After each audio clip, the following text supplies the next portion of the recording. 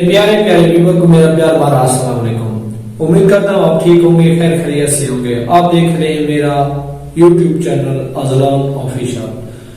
तो गाइस, आज जिस शख्स के बारे में मैं आप लोगों को बताने जा रहा हूँ तो उस पर खुदा की लानत हो, बदबख्त शख्स है वो। उसके दिल में कुरान मजीद है, वो हाफिज कुरान है।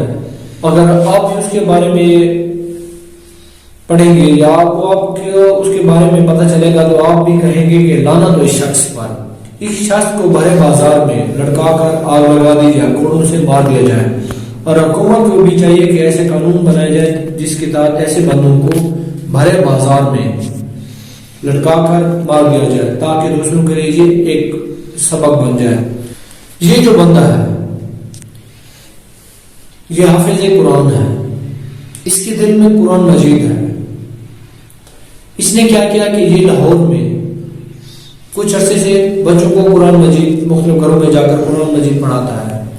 एक घर में पिछले 1.5 साल से बच्चों को कुरान मजीद पढ़ा रहा था। पिछली रातों में इसने क्या किया कि ये काम बच्चों के साथ, एक बच्चे के साथ ये काफी टाइम से बदफेली कर रहा था। पिछले दिनों में इसको मालेदारों ने और उसके घर वालों ने बच्चे के साथ ज्यादती करते हुए पकड़ा गया है।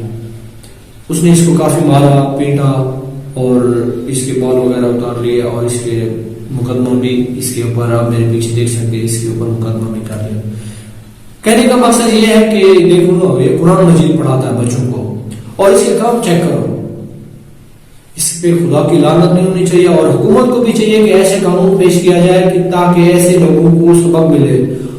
ये तो बंदा पकड़ा गया है और उनका कहना था कि ये उस शख्स ने खुद माना है कि मैं तकरीबन 1 साल से ये काम इस लड़के के साथ कर रहा था। तो कहने का मकसद ये है कि खुदारा मुझे तो खुद बयान करते हुए शर्म आ रही है यार, किस तरीके से ऐसे बंदे के बारे में मैं बयान करूं। मसलन यार, इनको खुद शर्म नहीं आती, कुछ लिहाज होता है, कुछ शर्म होती है, और वो भी हाफिज कुरान जिसके दिल में यार कुरान मजीद हो। तो गाइस, आप क्या कहते हो, इस ऐसे बंदों के साथ क्या करना चाहिए? मेरा तो दिल है कि ऐसे बंदों को ना मेन चौराहों में, मेन चौक में लटका कर आग लगा दी जाए या गोड़ से मार दिया जाए। तो आप लोगों को क्या राय है, इन लोगों के साथ क्या किया जाए? तो प्लीज कमेंट्स में बताना। तो अगर आप लोगों को मेरी ये वीडियो अच्छी लगी